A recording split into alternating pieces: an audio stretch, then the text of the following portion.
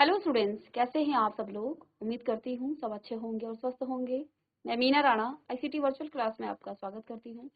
Students, हम पढ़ रहे हैं क्लास 7 की हिंदी व्याकरण में हमने प्रीवियस लेक्चर में कारक शुरू किया था।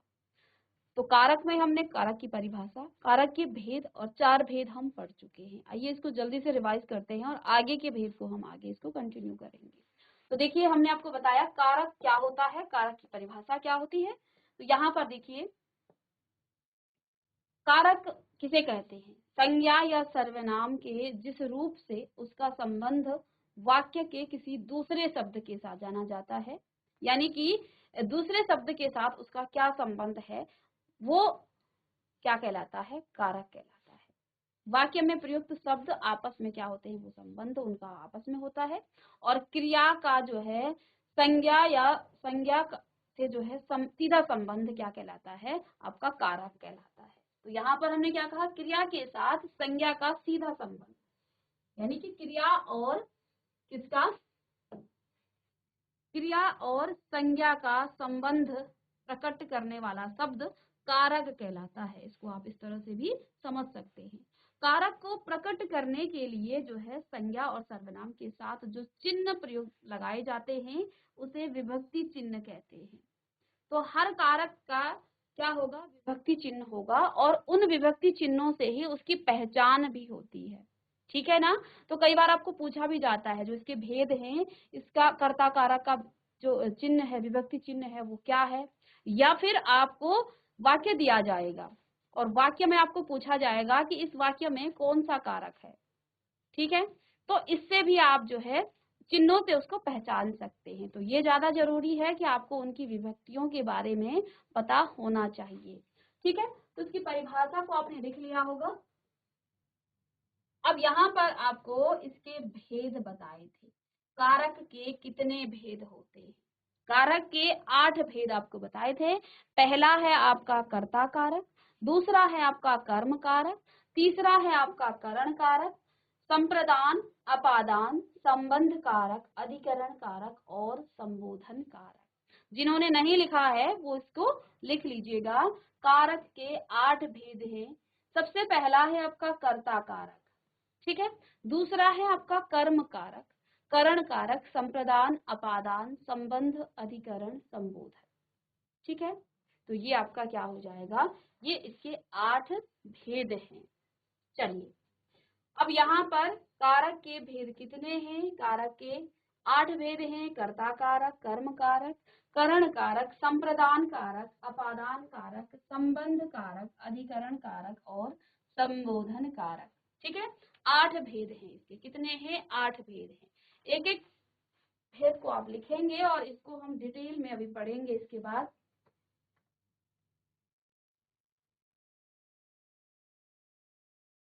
चलिए, इसके बाद आपका कर्ता कारक आ जाए। पहला आपका कर्ता कारक। तो कर्ता कारक क्या होता है? संज्ञा या सर्वनाम के जिस रूप से क्रिया के करने वाले का बोध हो। संज्ञा या सर्वनाम के जिस रूप से क्रिया के करने वाले का बोध हो, यानी कि क्रिया करने वाला कौन है। जैसे रमेश ने पुस्तक पढ़ी, तो यहाँ पर क्रिया कौन कर रहा है? रमेश कर रहा है। किसने पढ़ी? रमेश ने पुस्तक पढ़ी।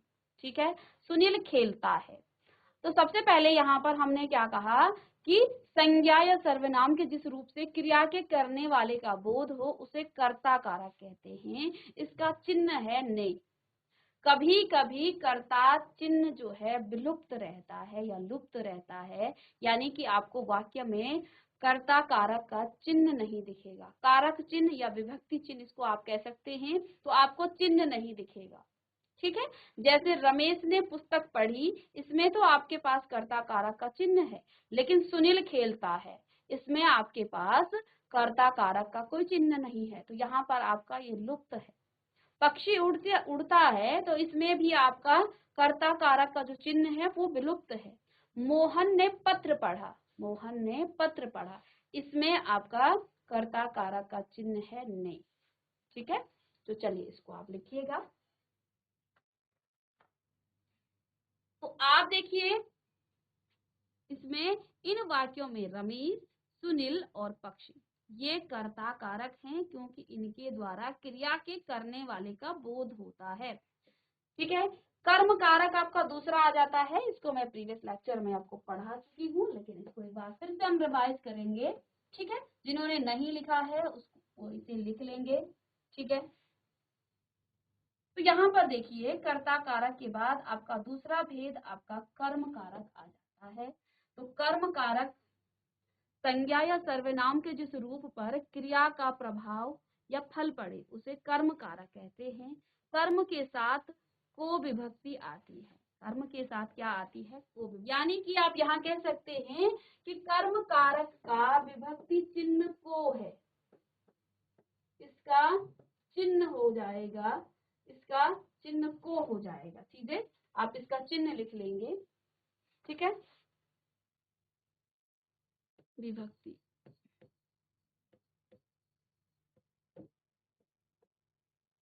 ठीक है, और यही इसकी सबसे बड़ी पहचान है। लेकिन यहाँ पर भी कभी कभी को का लोप रहता है। ठीक है, कभी कभी किसी वाक्य में आपको कर्म कारक में को का लोप दिखेगा, तब आप कैसे पहचानेंगे? तब आप देखेंगे कि क्रिया का प्रभाव किस पर पड़ रहा है, क्रिया का प्रभाव या फल किस पर पड़ रहा है, तब आप उससे पहचान लेंगे कि ये आपका कर्म कारक है।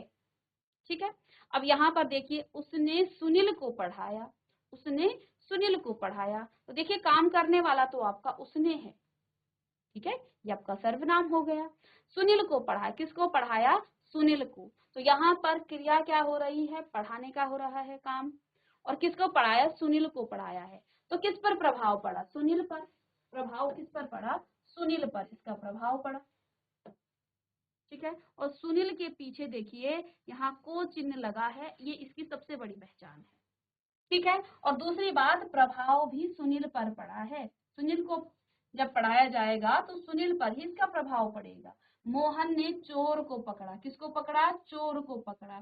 तो पकड़ने का काम हुआ है और काम किसने किया है? मोहन ने, लेकिन प्रभाव पड़ा है चोर पर। ठीक है, इससे भी आपको पता चल सकता है। लड़की, यहाँ लगाइए इसको,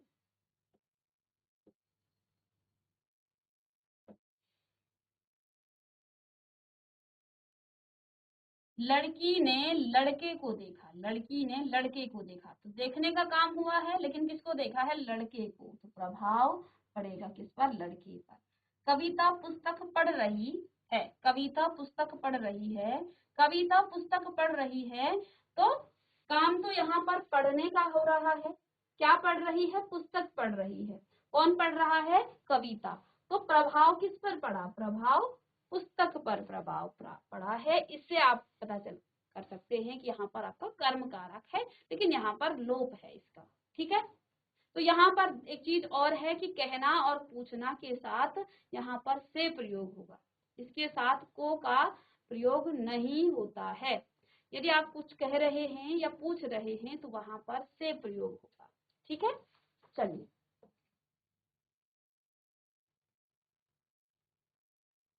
इसके साथ को का प्रयोग नहीं होता है। जैसे कबीर ने रहीम से कहा। ठीक है, कबीर ने रहीम से कहा। ठीक है, तो यहाँ पर देखिए कबीर ने, किसने? कबीर ने किससे कहा? रहीम से। तो यहाँ पर से प्रयोग हुआ। मोहन ने कविता से कहा, पूछा। तो पूछा और कहा, पूछना और कहने के साथ यहाँ पर से प्रयोग होता है, जैसे यहाँ पर आप लिखा है। यहाँ से के स्थान पर को का प्रयोग उचित नहीं है, तो वो उचित नहीं दिखेगा, इसलिए यहाँ पर हमने से प्रयोग किया। थर्ड है आपका करण कारक। करण जिस साधन से, तो यहाँ पर साधन से आप काम कर रहे हो या काम हो रहा है, उसे क्या कहा जाता है? उसे आप कहेंगे करण कारक। उसे आप क्या कहेंगे? करण कारक। ठीक है, तो क्रिया पूरी की जाती है। जैसे देखिए रहीम गेंद से खेलता है, तो काम हो रहा है खेलने का, कर कौन रहा है? रहीम, लेकिन साधन क्या है? गेंद। तो ये क्या हो जाएगी? करण कारक। आदमी चोर को लाठी द्वारा मारता है, काम करने वाला आदमी है, मार किससे मार रहा है? लाठी द्वारा। तो काम हो रहा है मारने का, तो ये तो क्रिया हो गई, ये तो आपकी क्रिया हो गई, ये क्रिया। और ये काम करने वाला आपका कर्ता हो गया है। इसी प्रकार यहाँ पर ये कर्ता हो जाएगा रहीम, और खेलना आपकी क्रिया हो जाएगी। ठीक है ना, खेलना आपकी क्रिया हो जाएगी, और ये आपका साधन हो जाएगा। कौन? लाठी द्वारा। ये आपका इसी प्रकार यहाँ पर ये साधन है, यहाँ पर ये आपका साधन है काम करने, जिसके द्वारा काम हो रहा है।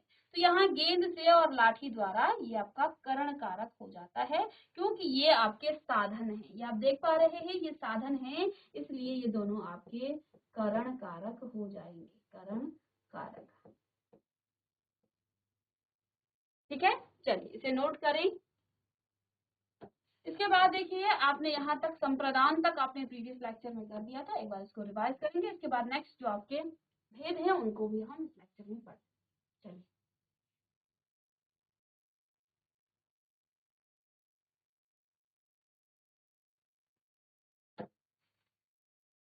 तो संप्रदान कारक क्या होता है? संप्रदान कारक, देखिए, जिसके लिए क्रिया की जाती है उसे संप्रदान कारक कहते हैं। इसमें कर्म कारक को भी प्रयुक्त होता है, किंतु उसका अर्थ जो है यहाँ पर के लिए होता है। ठीक है, अब होता क्या है, किसी वाक्य में आप काम कर रहे हैं, ठीक है, लेकिन काम करना और काम किसी के लिए करना, वो दो चीजें अलग हो गई है। सुनील क्या कर रहा है? गेंद लाता है। अब गेंद अपने लिए लाता है या किसी दूसरे के लिए लाता है? तो देखिए, यहाँ पर सुनील रवि के लिए गेंद लाता है। सुनील ने काम तो किया, लेकिन सुनील ने किसके लिए काम किया है? रवि के लिए काम किया है। तो देखिए, सुनील तो यहाँ आपका कर्ता है, क्योंकि ये काम करने वाला है, ये आपका कर्ता है, और कर्ता आपका काम करने वाला हो गया है। गेंद लाता है, ये आपकी क्रिया हो गई, काम हो गया। ठीक है, ये तो आपका साधन हो गया। साधन नहीं कह सकते हम इसको, क्योंकि इसके द्वारा काम हो नहीं रहा है। रवि के लिए काम किसके लिए हो रहा है? रवि के लिए। ठीक है, तो यहाँ पर क्या कहा है? जिसके लिए, किसके लिए? रवि के लिए लाया है। हम पढ़ने के लिए स्कूल जाते हैं, स्कूल जाना ये काम हो गया है। ठीक है, हम काम कर रहे हैं, किसके लिए जा रहे हैं भाई? पढ़ने के लिए। माँ बच्चे को खिलौना देती है, तो माँ काम कर रही है देने का, किसको दे रही है? बच्चे को। क्या दे रही है? खिलौना। तो किसको दे रही है? बच्चे को। ठीक है, तो यहाँ पर ये आपका क्या हो जाएगा? संप्रदान हो जाएगा। तो इसमें आप मोहन के जगह रवि लिखें, रवि के लिए, पढ़ने के लिए और बच्चे को, ये आपका क्या हो जाएगा? संप्रदान हो जाएगा। अब इसके बाद देखिए अपादान कारक। ठीक है,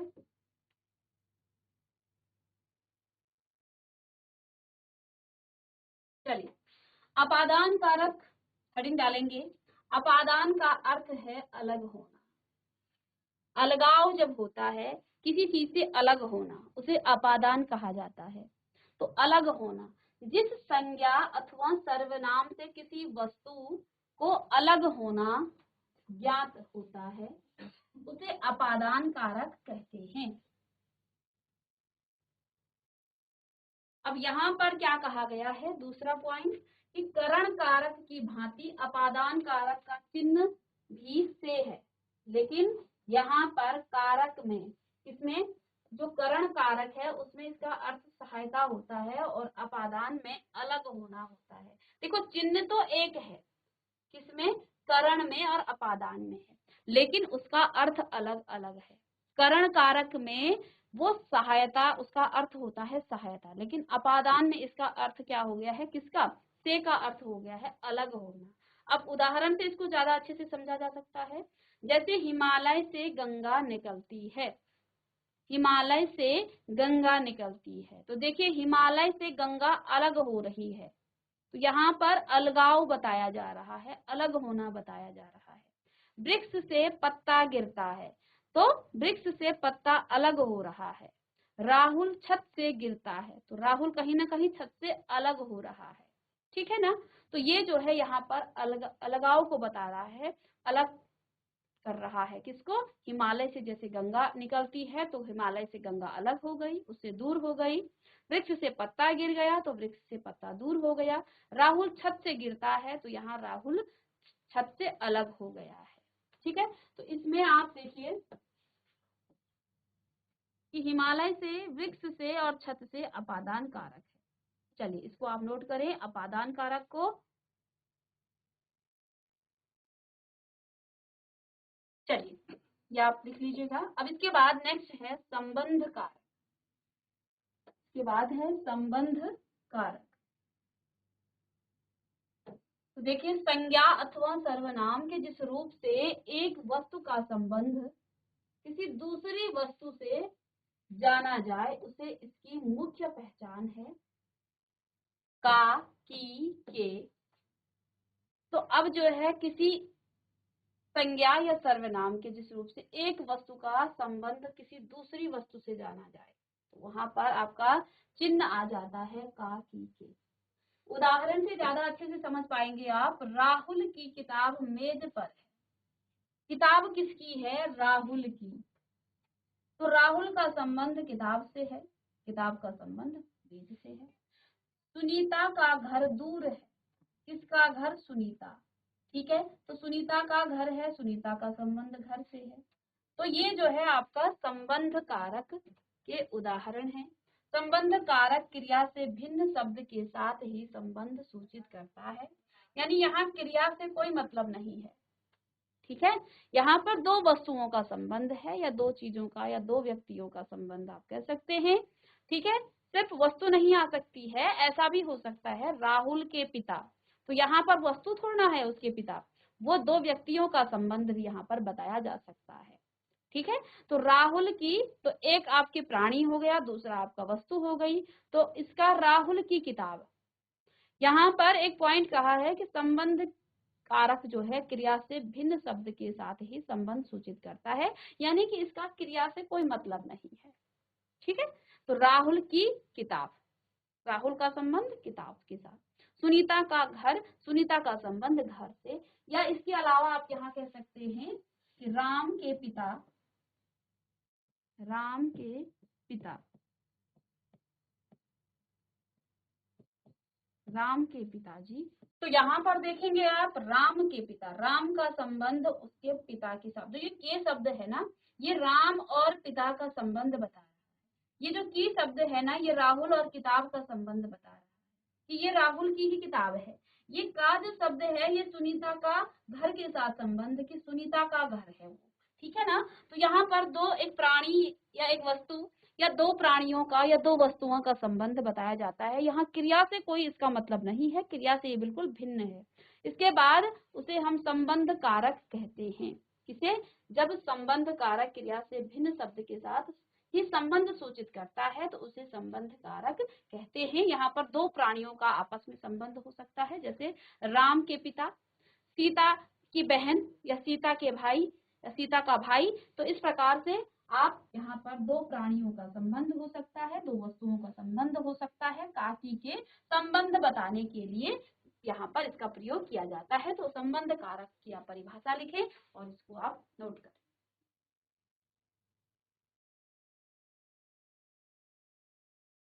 चलिए अधिकरण कारक, इसके बाद नेक्स्ट इसका भेद है अधिकरण कारक, ठीक है। तो संज्ञा के जिस रूप से क्रिया के आधार का बोध होता है कि उसका क्रिया का आधार क्या है, उसे अधिकरण कारक कहते हैं। इसकी मुख्य पहचान हो जाती है में, पर। उदाहरण से समझिएगा, घर पर माँ है, घर पर माँ है। इससे ज्यादा इससे समझ सकते हैं आप, घोंसले में चिड़िया है, घोंसले में चिड़िया है। तो ये आधार को बता रहा है, ठीक है, क्रिया का आधार है में। या सड़क पर गाड़ी खड़ी है, तो ये आधार है कहाँ, सड़क, घोंसला इसका आधार हो जाएगा। तो यहाँ पर घर पर माँ है, ठीक है। तो माँ कहाँ है, घर पर, तो आधार माँ हो गई। घोंसले में चिड़िया है तो चिड़िया, घोंसला यहाँ पर आधार, सड़क पर गाड़ी है तो आधार उसका क्या हो जाएगा, सड़क हो जाएगा। तो इन सभी में अधिकरण कारक है, क्योंकि यहाँ पर इसके आधार की बात की गई है, यहाँ पर इसके आधार क्या है वो बताया गया है। साथ में यहाँ पर और में चिन्ह लगाया गया है, इसलिए भी यहाँ पर अधिकरण कारक है। तो इसकी परिभाषा आप लिखिएगा कि संज्ञा के जिस रूप से क्रिया के आधार का बोध होता है उसे अधिकरण कारक कहते हैं। इसकी मुख्य पहचान में पर होती है। ठीक है,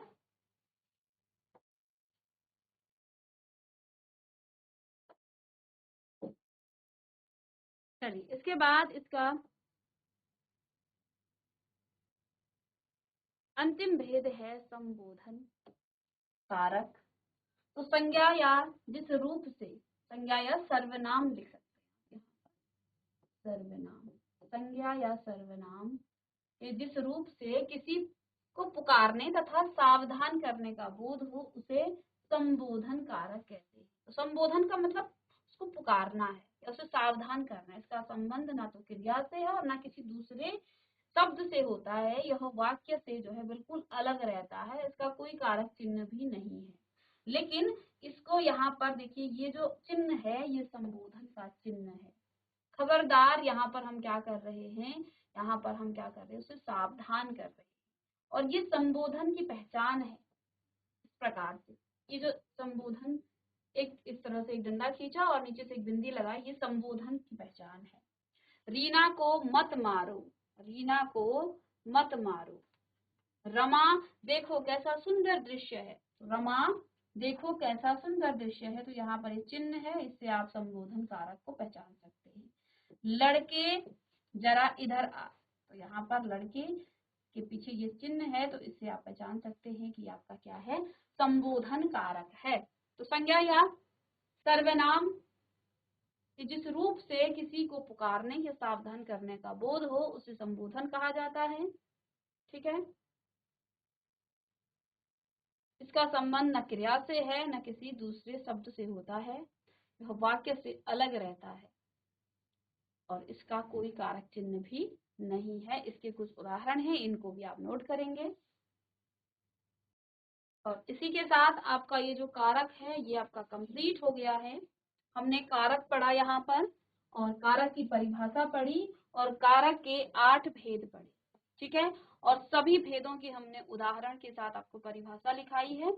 आप इसको समझ गए होंगे। सभी कारक और कारक के चिन्ह आप लिखेंगे। अब आपका होमवर्क क्या है, आपको करना क्या है, आप सभी कारकों को लिखें और एक साथ इनका जो विभक्ति चिन्ह है या कारक चिन्ह है, इनके कारक चिन्ह आप लिखेंगे। ठीक है, इनके कारक चिन्ह लिखेंगे आप। ठीक है, तो ये आपने करना है, घर से करके लाना है और साथ में इन सभी के आप एक एक करके उदाहरण और इनकी परिभाषा को आप लिख करके लाएंगे। इसके साथ आपका ये जो कारक टॉपिक है ये आपका कंप्लीट हो गया है। मिलते हैं नेक्स्ट लेक्चर में एक नए टॉपिक के साथ। तब तक के लिए thank you and have a nice day.